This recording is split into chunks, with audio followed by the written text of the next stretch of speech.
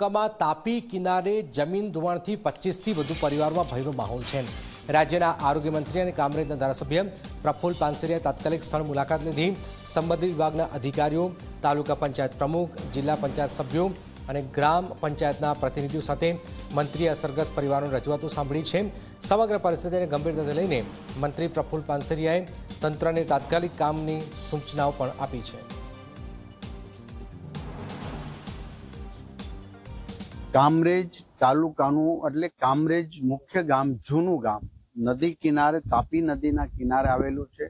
વરસાદ ખૂબ પડવાથી નદી કિનારાનો આ ભાગ ખૂબ ધોવાણો છે અને તમે જોતા હશો મકાનો એકદમ નદી કિનારે આવી ગયા છે, જે ભવિષ્યમાં જાનહાનિ થવાના પૂરી શક્યતા હોવાથી અહીંયા પથ્થરની 300 મીટર જેટલી અંદાજે એક પ્રોટેક્શન હોલ બનાવવા માટે સિંચાઈ વિભાગના અધિકારી અમે અહીંયા આવ્યા છીએ। તાલુકા પંચાયત, જિલ્લા પંચાયતના સદસ્ય, તાલુકા પંચાયત, જિલ્લા પંચાયતના અધ્યક્ષ અને અમારી સંગઠનની ટીમ આખી સાથે મળીને કામરેજના તમામ પ્રશ્નો સોલ્યુશન માટે આજે આ ખૂબ મહત્વનો પ્રશ્ન હતો। આ દિવાલ બનવાનું કામ કાલેથી જ શરૂ થશે, જે યુદ્ધના ધોરણે પૂરું કરવા માટેની સૂચના આપવામાં આવેલી છે। એટલા માટે કે જો હવે પછીનો વરસાદ આવે તો મકાનની કોઈ સુરક્ષા રહેતી નથી।